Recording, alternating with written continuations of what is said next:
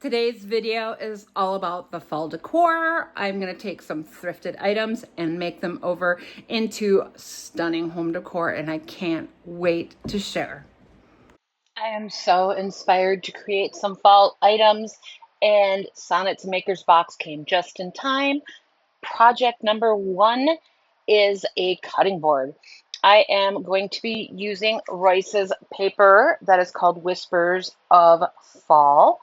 I, the minute I saw this, I fell in love. I love when she has these painting styled papers. This one is no exception.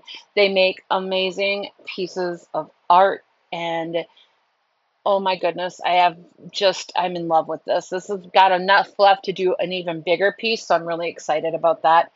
But what I'm doing here is just finding the piece that I want to use. And I knew I wanted that little barn or house or whatever that is in the background. What I'm doing is creasing along the edges of my board so that I know where to cut, and it gives me just a really good outline. Now I do cut about an inch bigger on each side just to make sure that I have enough in case I measured wrong, or if I really don't like the placement after it's done, it does give me a little bit of wiggle room. And then I am going to give this board a coat of beadboard by DIY. This was actually in a previous maker's box, and I just happened to have it sitting next to me, and I thought, perfect, I will use this for my background. Now, the reason I am painting the white paint is because I really want my paper to pop. I really want those colors just to bounce off the page, and this is something that will really help your papers do that. So if you use a white background, it just really, really brightens it up. If I were to leave it, you have a chance of seeing the different wood tones underneath and going from light to dark or whatever. Sometimes I leave them. This one I did not, because I really love the yellows and oranges in this. Once this is completely dry, we are going to smooth our paper over this, and then we are going to use our mister bottle and wet this down. We're going to stretch this fibers in this and let it kind of form to that paper. And then I'm just going to peel back an edge and start laying down my liquid patina by DIY. And then we're just going to keep lifting and placing down and smoothing. And this method is so simple once you get it down, and it gives you such an amazing, smooth, wrinkle-free finish. I love using my Mister bottle for this and really making sure that I get all these wrinkles out. So while I am doing this part, let me go ahead and introduce myself. My name is Sandra, and I'm the owner and creator here at Midwest Charm. I specialize in repurposed, upcycled vintage home decor and furniture, as well as all of your crafty needs. We carry DIY paint, Sweet Pickins milk paint, Roycycled treasures, Iron Orchid designs, County lines and designs, and more. You can find us in person in Hinckley, Minnesota. We are right on Old Highway 61, Main Street, or you can find us on all of the social medias, which are linked below, as well as our website, again linked below, www.midwestcharm.co. Y'all, I just did an update and it's amazing. You have to go check it out. And I think I've covered everything. So let's get back to creating here. And you can see I am folding my paper up, and then I'm putting down a row of the liquid patina. And then I am going to lower that back down, smooth it out with my hands. I don't use anything fancy for this. I just smooth it with my hands. And all those wrinkles are just gone because you have the paper already stretched from having misted it. And then we're going to do this last little bit.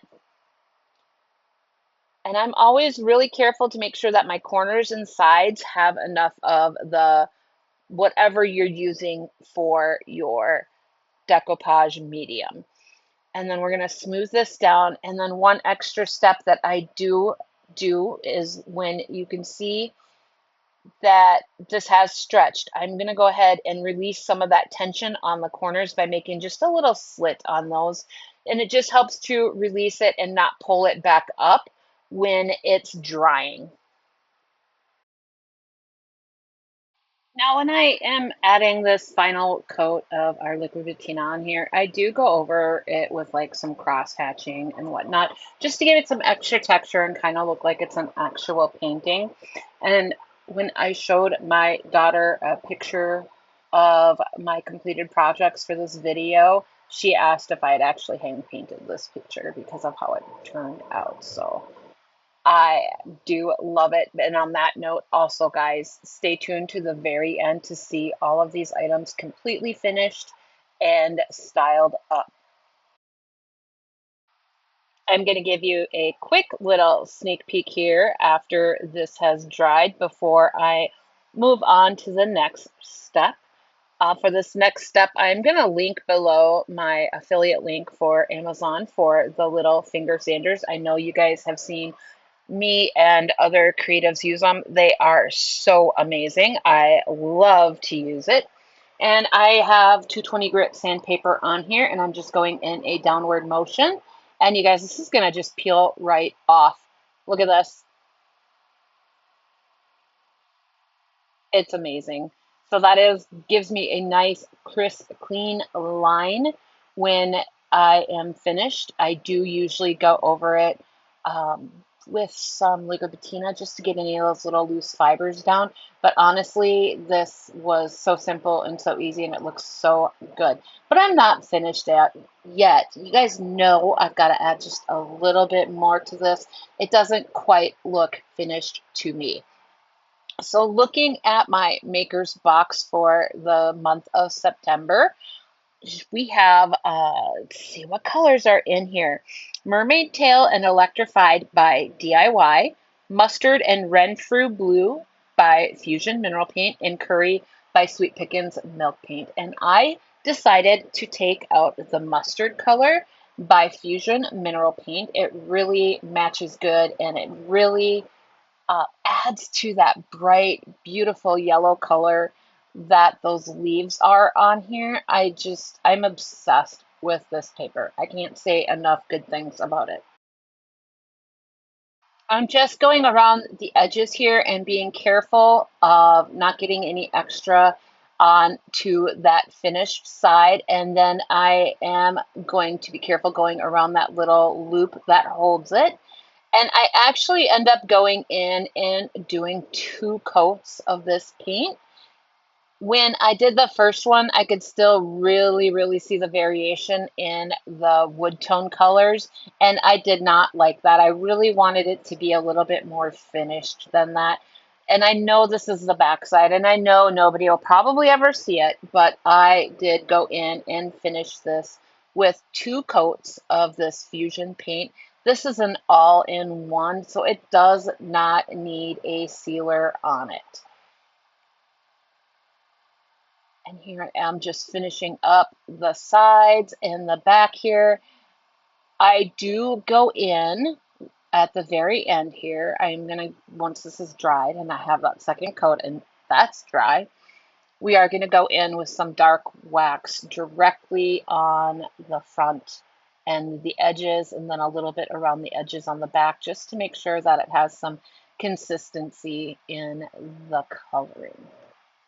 Now, this is obviously a step you could skip if you don't like the dark wax color, but I just wanted it to have just a little bit deeper feel to it, a little bit more aged. And when you see my final pictures, you'll understand why I was going for that look. I think that all of my projects today look so good together, even with some of those bright colors. I can't wait to share it with you.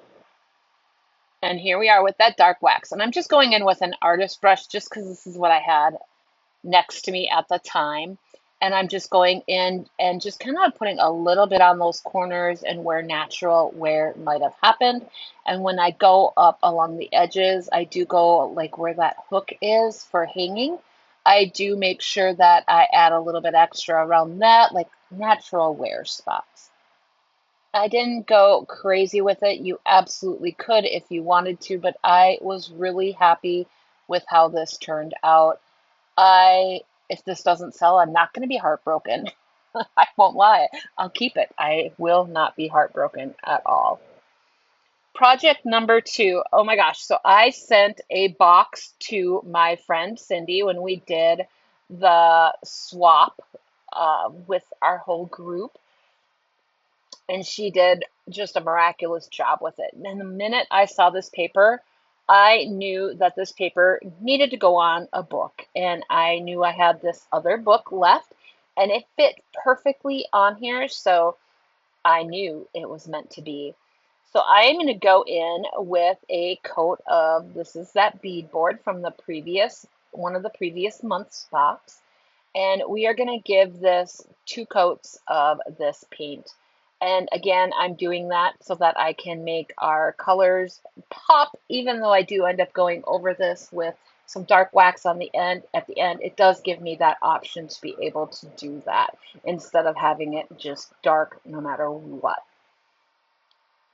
So this will dry fairly quick, and while it's doing its drying thing, I am going to make sure that I get obviously the edges and then the inside. This is a book, so the open flap, and I will paint in there too.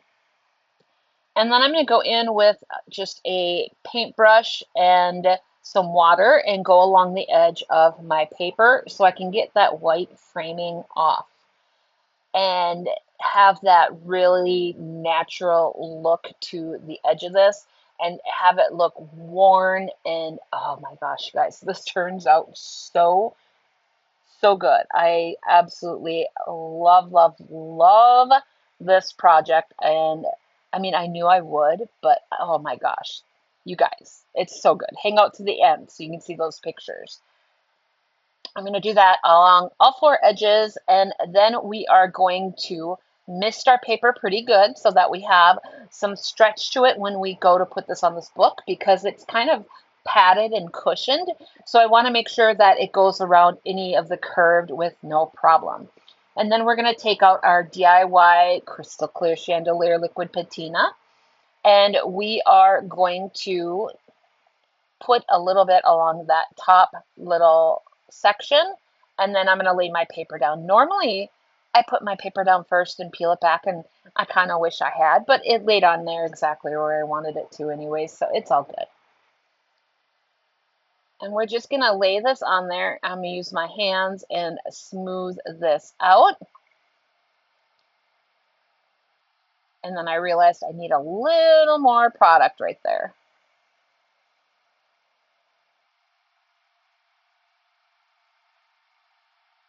And then we're going to smooth the little fibers on the edges out. And then there's like a crease where the book opens, and I want to make sure that it's really down in that crease and it won't pull up. So we're going to do the next section and repeat this going all the way down the book.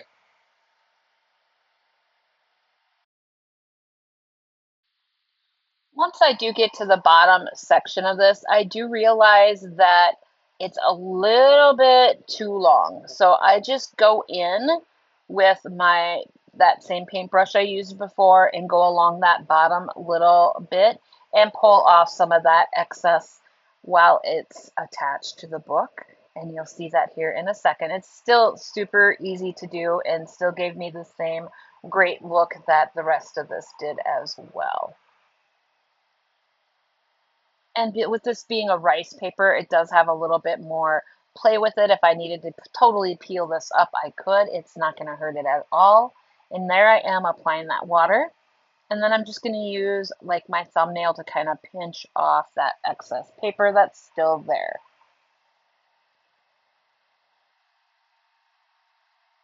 And then we're going to go over the top of this book and give the whole thing another good coat of the liquid patina, and then we're going to set this aside to dry.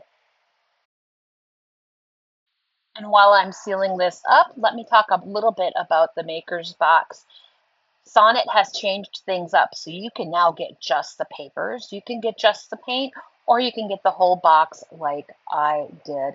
And if you use my link, which is down below in the description, you can bypass the wait list and get added immediately to the list. And if you don't want to do that, you guys go through your own supplies, pull out some stuff, set it out, and do a challenge just like this, where you go grab these supplies and grab your items and create away. You don't have to have anything special to be able to create a little mini vignette like this. Now, let's grab out that mermaid tail paint. I don't use this color nearly enough, and I really love it. And we are going to go ahead and just do 2 coats of this color on the rest of the book, the spine, the back, and then the like little trim on the inside of the book page or the book covers. So we're going to make sure to get all of that done, and then we are going to take out the electrified and use a bit of that. And I do get fairly good coverage. Just make sure that this is completely dry before moving on and adding that second coat, because if it's wet, you can pull up that first coat if it's not completely down. So I do hit this with my heat gun to just kind of speed things up. Normally, I would just set this aside to dry, but I was on a time crunch this day, so I wanted to make sure I got this finished. And then with that electrified, I just put a little dab of that on the corner of my paper. And then I'm going to mist it with my mister bottle and get it nice and juicy wet. And I'm just going to use a brush and my little popsicle stick there. And we're going to add some splatter all over the book. Now you can see I'm tapping it down on the paper before I go up on the book. And that's to make sure that I'm getting the right amount of, or the right size. I don't even know how to word it. Just the right size of droplets that I want. It just gives me a chance to get all that first big splosh off of it, and then gives me just the perfect little dots. I love doing this. So we're going to go ahead and do this all over the back, the spine, and the front, and then let that dry.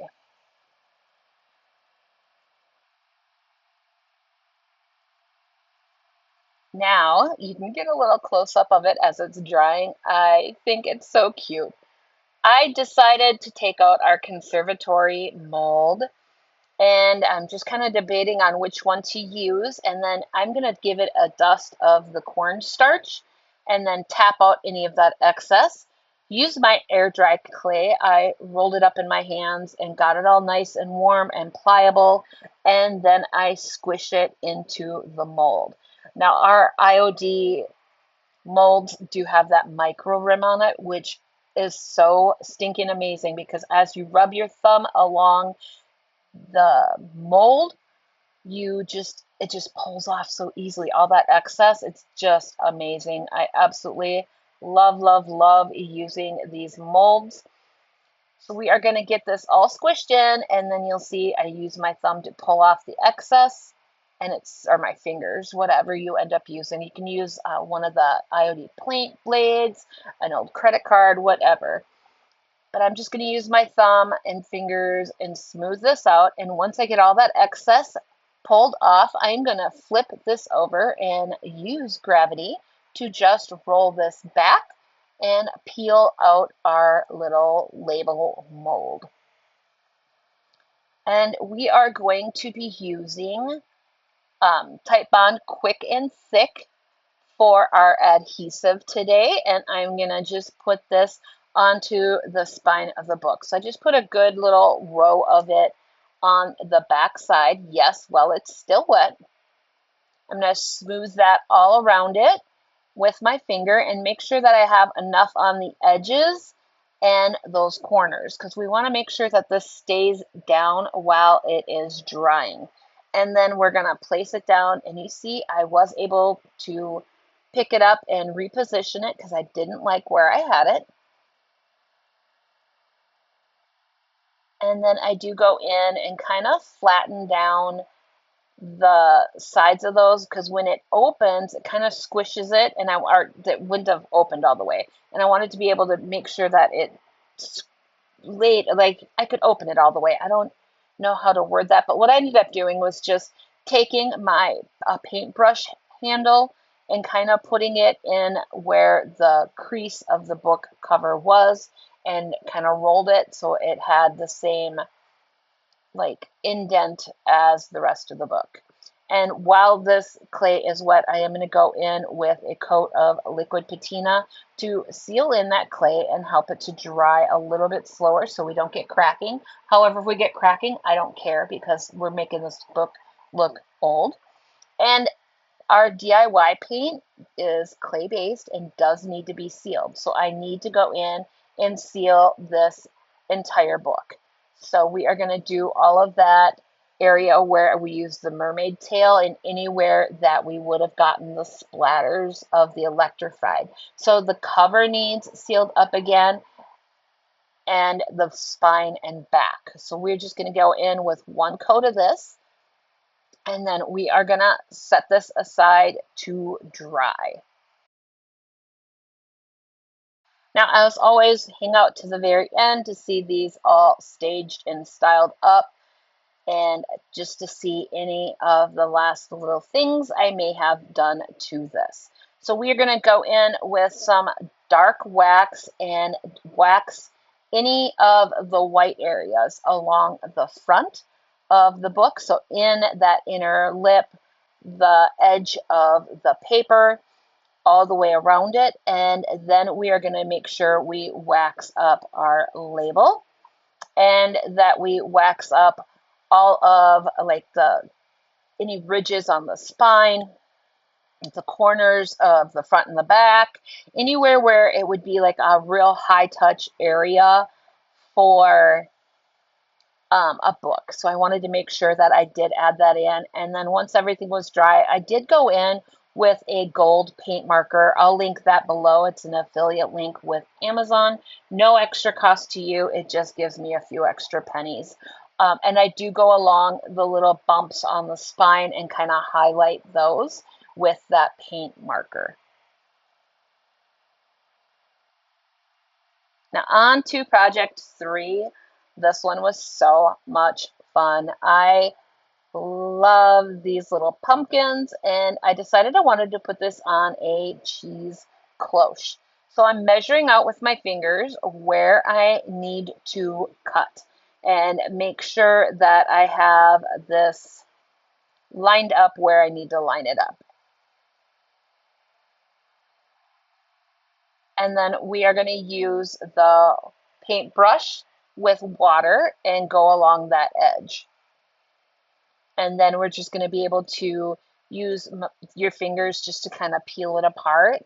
And it worked out beautifully.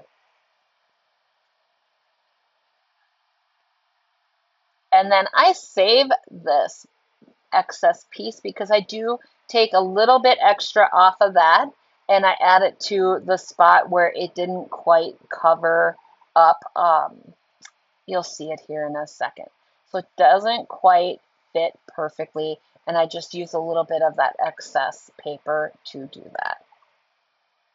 And look how easy this is, you guys, and it gives it such that organic, beautiful tear that it just blends perfectly in, and it's just beautiful.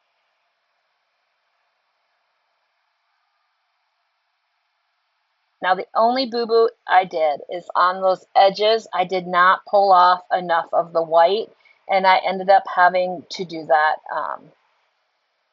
It was just kind of weird. I don't know why I didn't do it in the beginning, but I didn't. So I just had to go in and cover it up and kind of remove a little bit more of it. Kind of like what I did with that book where I just got it wet and removed the rest of it.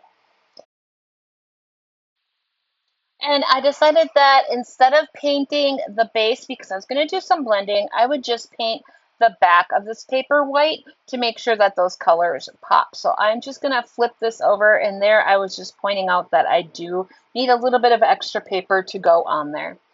And we're going to go in with that beadboard and get this back all covered up. You guys, I've used this beadboard on projects from the previous box and this box, and I still have some of it left. that little 2 ounce container or 1 ounce container, however much it is, really does go a long ways. I'm always so shocked.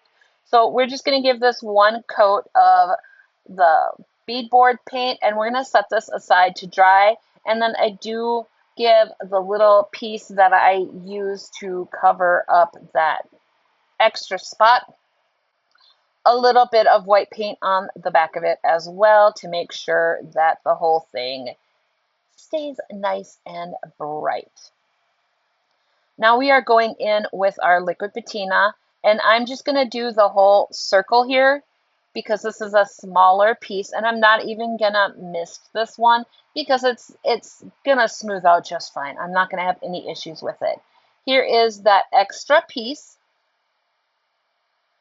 and we're going to lay that piece down first, and then I'm going to seal that in, and then we're going to lay the other one on top of it. Then you might want a little bit juicier coat on the top of that little piece to make sure when we add this down that everything stays adhered down. And you can see I do have that white line there. We will take care of that here in just a second. Now I originally wasn't sure how I was going to do this. So I knew I wanted this little pumpkin on here and I wasn't quite sure. So what I decided to do was to do some paint blending. So once this is dried, I do take out some more of that beadboard. I take out some electrified and I take out some mermaid tail. And then you'll see me eventually add another little dab of weathered wood in there as well, because I felt like it just needed to be a little bit darker. It was kind of bright in some areas, and I wanted to darken that up just a little bit. So what we're going to just do is, this is all on the piece of plastic that the paper came in. So this makes for super easy cleanup. I can mist it or whatever I need to do to get exactly what I want. And I was showing you, I just take a soft bristle brush and we are going to use that. And I'm going to first touch up that little bit of white. And then at first I was going to start dabbing this and doing the blending here. And I realized pretty quickly, you know what, it just needs a coat of paint. And then I can go back over all of this and then do more of the blending. So I end up just going in with a good coat of paint and getting that done first. And what I do off camera, and here I am grabbing our weathered wood paint by DIY. Off camera, I do end up flipping this over once I am done and doing the base of it in that green, in the electrified and the mermaid tail mixture. And we're going to go in with the weathered wood here for the shadowing that Connie did here. And then I do end up using it a little bit to, when I'm blending, I kind of got part of the stem. So I just go in and finish up the stem with it. So we're going to get that paint on, and then we're going to go back in and start our blending. And this is easy, you guys. Don't be afraid to do this. I know it looks like Connie used her jelly plate to do the background of this. And if you're not signed up for Sonnet's retreat yet, y'all, oh my gosh, do it, because I do believe we may be using that jelly plate for a project, and it's amazingly fun. So there's my little spiel for that. Jump on. And now I'm just mixing up these colors and just kind of pouncing it. And this is when I decide I really need a little bit more of that weathered wood to go in and make some of this darker. And you're just going to do this to however you really feel like it looks best to you. And it's paint. You can just keep going over it and over it and over it. And that's all I do, is just keep going over it until it's how I like. And I'm mixing, you know, doing some of it just electrified. I'm doing some of it just the straight mermaid tail, and I'm doing some of it mixed up. And then when I add that weathered wood in there too, it's the same thing. I'm just doing it how I feel it looks best. And I'm just kind of doing little pouncing with that brush. And I think I had beadboard on there too. So just a little bit of everything. So you can just kind of make it look how you want. And there is our weathered wood.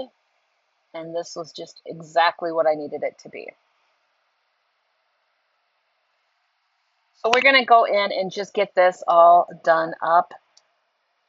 Just pouncing however you feel. It's really hard to describe how you do this when it's just something you feel. I don't know how to word that. But what I basically did was look at the background Connie had made in this and then just kind of try to match it up with the coloring. And like there's more spots with some of the mermaid tail, and there's more spots that are lighter, and there's spots that have more of that darker weathered wood look to it. So I just kept going in and just kind of dabbing until it gave me the look I want. And then I did the same thing on the bottom of this so that it had the same feel. And remember, this is a clay-based paint and does need to be sealed. So I do go in with liquid patina and do seal this up again.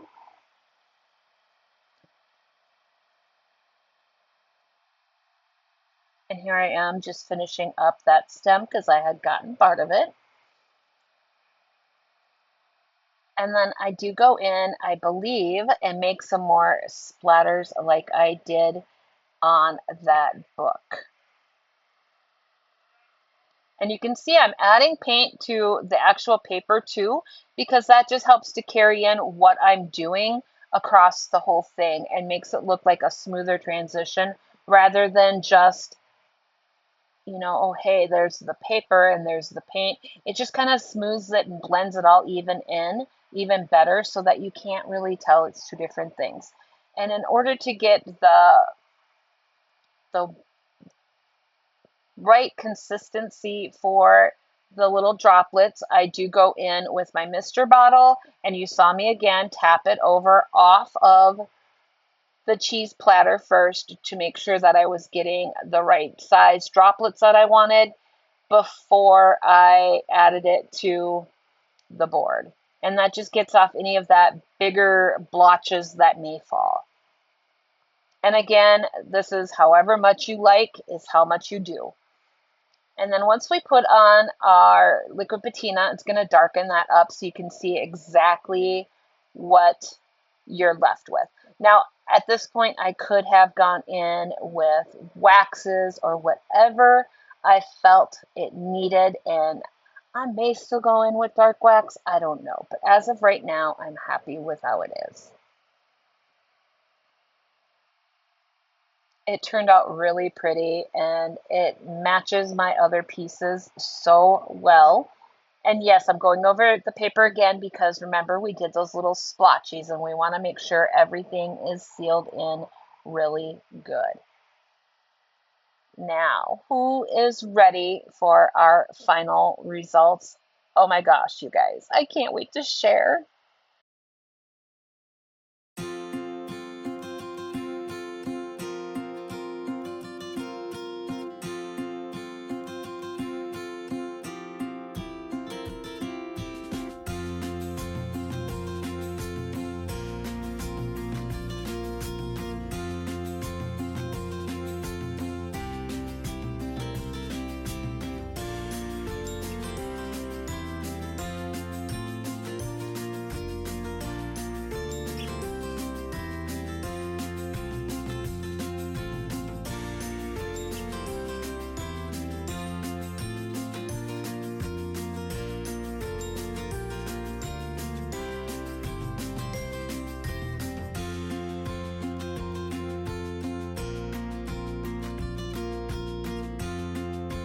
What did you think? What was your favorite project today? I don't know if I have a favorite. I love how they turned out. And I won't be heartbroken if that beautiful foresty, if that doesn't sell, I'm not going to be heartbroken. Make sure you guys comment below. Please like, subscribe, share. I appreciate all of those little quick, easy things that you can do. It really does help out little businesses like mine. And thanks for watching, and we'll see you all next time. Bye.